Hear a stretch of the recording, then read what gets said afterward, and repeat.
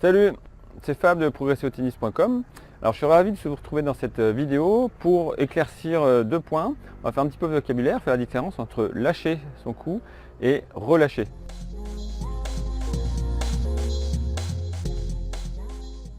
Alors la différence n'est peut-être pas claire pour tout le monde, mais lâcher et relâcher, ça va parler vraiment de deux choses qui sont bien différentes. Donc pourtant, il y a la même racine, le mot lâcher. Et si on regarde un petit peu dans le dictionnaire, alors lâcher, ça veut dire ne plus tenir. Et ça veut dire, il y a plusieurs termes, ça veut dire abandonner, lâcher ses études par exemple.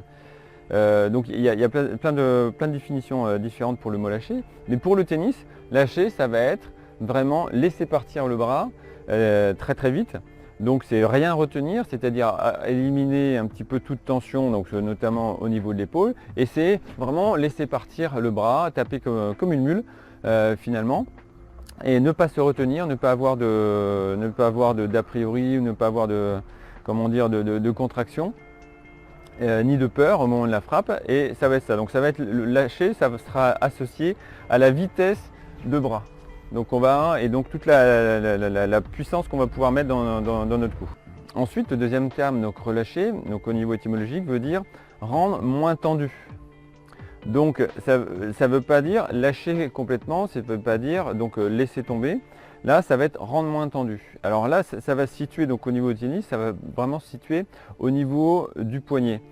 Enfin, toutes les articulations. Et donc si vous voulez donc relâcher un coup, ça va principalement se situer au niveau du poignet où vous allez éliminer les tensions, vous n'allez pas trop serrer les doigts, vous n'allez pas bloquer le poignet, vous allez laisser une certaine laxité, voilà, une certaine souplesse, où vous allez pouvoir donc finalement additionner les vitesses et pas avoir un geste de zombie là où vous êtes bloqué, complètement crispé.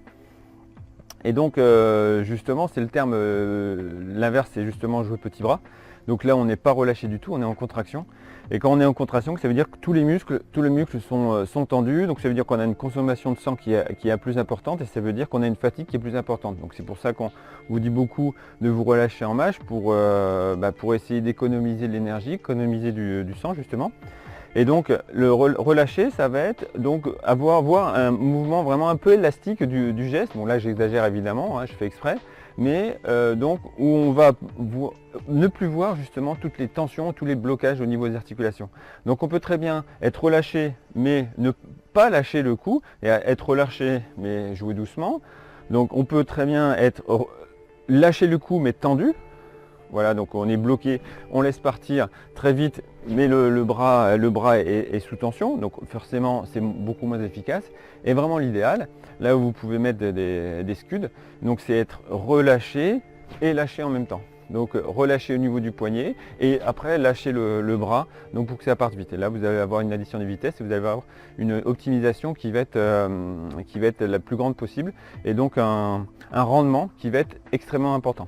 Voilà, donc c'est pas toujours évident, donc faites-le en entraînement, essayez de le sentir, vraiment relâcher et lâcher en même temps. Donc ça va peut-être partir dans la bâche au début, et petit à petit vous allez essayer votre cerveau il va prendre les informations, mais surtout essayez de ne pas vous râler ou de vous juger même si vous ratez.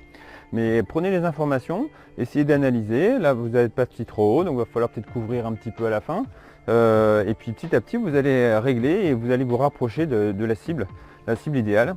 Donc par petits réglages comme ça successifs. Voilà, essayez et observez le résultat.